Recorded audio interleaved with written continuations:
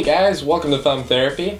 Since a flag has hit us here at home at Thumb Therapy, unfortunately it's just gonna be me today, guys. Sorry.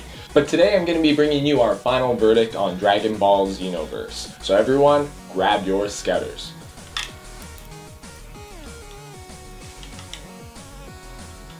These don't really work very well with glasses. So first I'm gonna be focusing on what some might consider the strongest point of this game.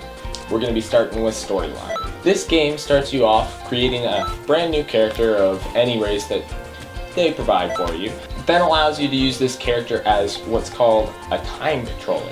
You were recruited by Trunks, technically Shenron, who he's summoned to actually bring him a capable fighter to solve this problem, but come seek himself. But he recruited you specifically to fix all of these lovely paradoxes that keep appearing all over the Dragon Ball history that we all know and love.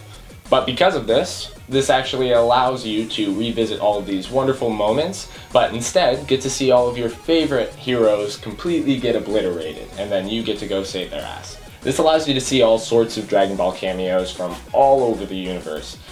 And not only does it allow you to see these people, but it allows you to create a character to actually interact with them and be a part of their world. Overall, the story for this game is probably one of the better stories we've seen throughout the entire Dragon Ball game franchise, at least. Granted, most of those games are just rehashes of the actual anime progression, but the next thing we're going to be diving into today is aesthetic.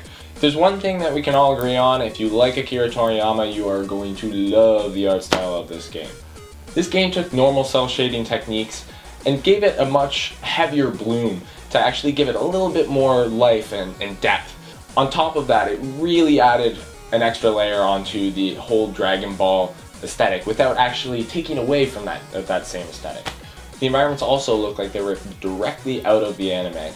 However, unfortunately, they are not quite as destructible as its show counterpart. The biggest accomplishment this game achieves in regards to aesthetic, I definitely would give to the character creation that they had. They've attempted it once before in Ultimate Tenkaichi, however that was an extremely restricted character customization system that absolutely no one enjoyed, and they really stepped it up this time. They give you a whole palette of different races that you can choose from, as well as little intricacies like your hair, your eye color, your eye type, your voice, all sorts of stuff. All this with constant palette changing no matter what equipment you choose equals the best character customization they've had yet. So next we're going to be jumping into gameplay. One disclaimer I really want to make is that this is not a fighter. If you're a fan of the Budokai franchise from previous Dragon Ball games, you are not going to enjoy this. This is a very repetitive, action-heavy, stylistic battle system. That coupled with the intricate character progression including attributes, skill sets, equipment, makes this a much more grindier MMO experience. Despite me relating it to an MMO, the battle system, however, is much more attributed to something like Dynasty Warriors. It has very flashy, colorful fighting sequences. However, the fighting sequences don't really have any depth in terms of control.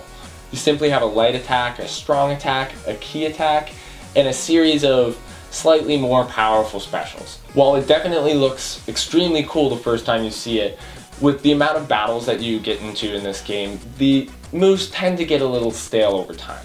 For the amount of grinding you actually have to do in this game, it just doesn't really seem to sustain the enjoyment. On top of that, if you actually plan to enjoy the storyline of this game, it has extremely high level spikes throughout the entire storyline, causing you to have to play the actual parallel quests, side quests. These quests which are also incredibly hard to do on your own, as the AI for the game is worse than a meat shield. These quests are also incredibly hard to do if you're playing single player, as the AI for this game isn't even capable of being a meat shield.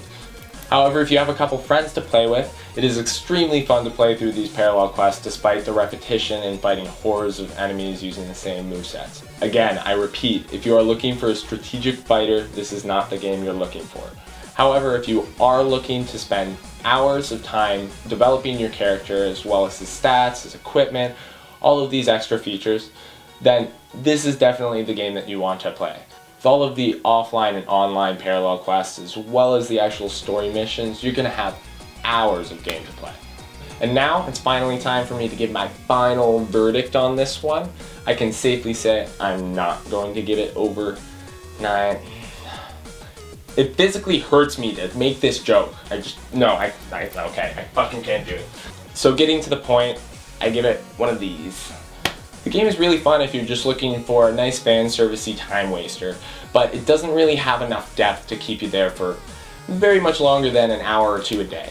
Well, I hope you enjoyed our final verdict for Dragon Ball Xenoverse. However, one thing we did not focus on today was the local versus co-op. So make sure to stay tuned for this Friday's Nerd Sweats, where we're going to be duking it out to see who can take the title of Super Saiyan. So until then, make sure you press that button right up on there.